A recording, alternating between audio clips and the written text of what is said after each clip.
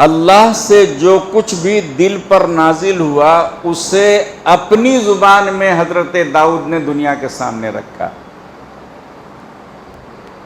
اللہ نے دل پر ایک بات ڈالی، اب اس دل کی بات کو حضرت عیسیٰ نے اپنی زبان دی، اور جو کتاب وجود میں آئی وہ انجیل کہلائی، حضرت داؤد کی کتاب زبور کہلائی۔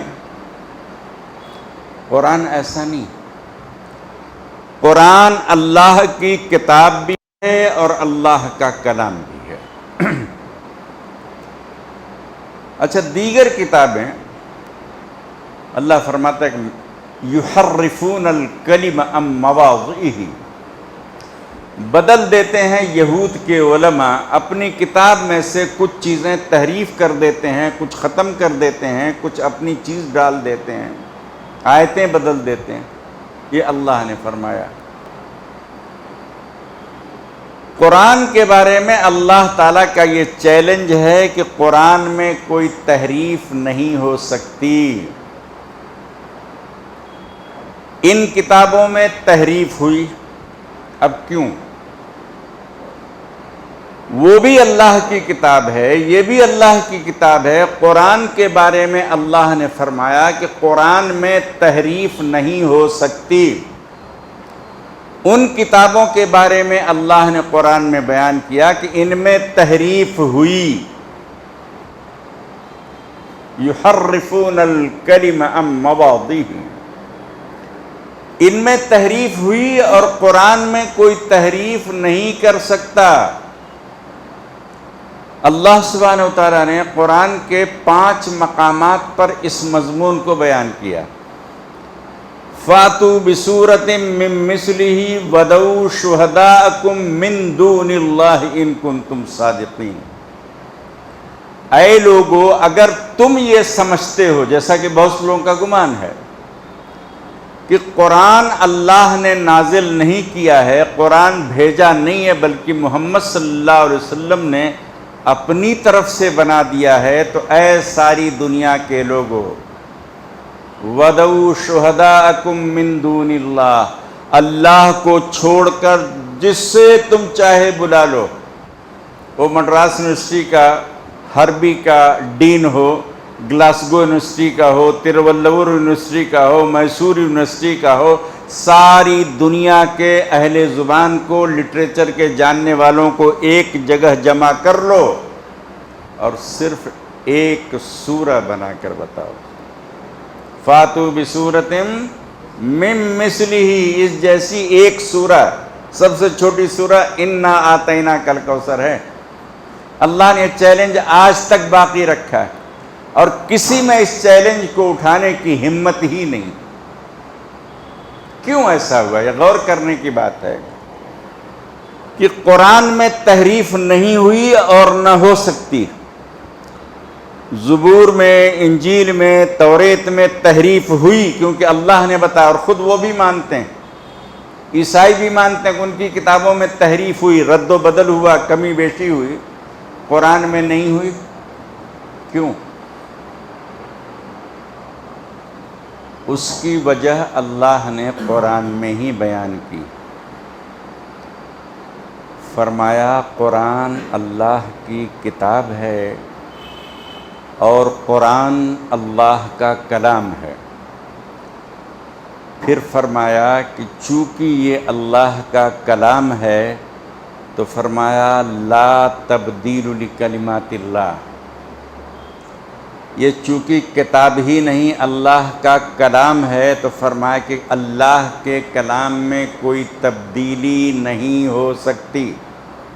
کرو کوشش، اللہ نے تو چیلنج کیا نا، سارے گڈیاتم والے، آرکاٹ والے اور ترنل ویلی والے، دلی والے، پاکستان والے، افغانستان والے، سب کو اللہ نے چیلنج کیا، سب ملو، ایک جگہ جمع ہو، کنورسیشن کرو اور ایک قرآن کی چھوٹی سی سورہ بنا کر لاؤ۔ تو اللہ نے وجہ بتلائی، اسی سورہ میں بتلایا فَإِن لَّمْ تَفْعَلُوا وَلَن تَفْعَلُوا، نہ یہ تم کام کر سکتے ہو نہ تم سے یہ کام ہونے والا۔ کیوں ہونے والا نہیں؟ لا تبدیل لکلمات اللہ، اللہ کے کلام میں کوئی بھی تبدیلی ممکن نہیں ہے، کوئی بدل نہیں سکتا۔ دوسری جگہ فرمایا لا مبدل لکلمات اللہ، اللہ کا جو یہ کلام ہے یہ تبدیلی قبول ہی نہیں کرتا۔ کرو، اللہ نے اس لیے چیلنج کیا، کرو، ایک آیت بناؤ، ایک سورہ بناؤ، کتاب بناؤ، جملے بناؤ، کچھ بھی بناؤ، کچھ کرو۔ تو اللہ نے فیصلہ کیا فَإِن لَّمْ تَفْعَلُوا وَلَن تَفْعَلُوا، نہ یہ کام تم سے ہو سکتا ہے نہ ہونے والا ہے۔ کیوں نہیں ہونے والا ہے؟ یہ اللہ کا کلام ہے، اللہ کا کلام تبدیل نہیں ہوتا۔ لا تبدیل لکلمات اللہ، لا مبدل لکلمات اللہ، اور اللہ کا کلام کسی تبدیلی کو قبول نہیں کرتا۔ انسان کا کلام اللہ کے کلام کی برابری کیسے کر سکتا ہے؟ یہ دو وجہ بتلائی۔ اور ایسا نہیں ہے کہ اس چیلنج کو دنیا نے قبول نہ کیا ہو۔ علماء جانتے ہیں عربی لٹریچر کی ایک بہت بڑی شخصیت جس کی کتاب آج مدارس میں اونچے درجات میں پڑھائی جاتی ہے، اس کا لکھنے والا اپنے زمانے کے اعتبار سے عربی زبان کا سب سے بڑا ماہر تھا۔ اتنا بڑا ماہر کوئی اس وقت دنیا میں موجود نہیں تھا۔ ہدایتیں اللہ کے ہاتھ میں ہیں، جسے چاہے دے، جسے چاہے ہدایت سلب کر لے۔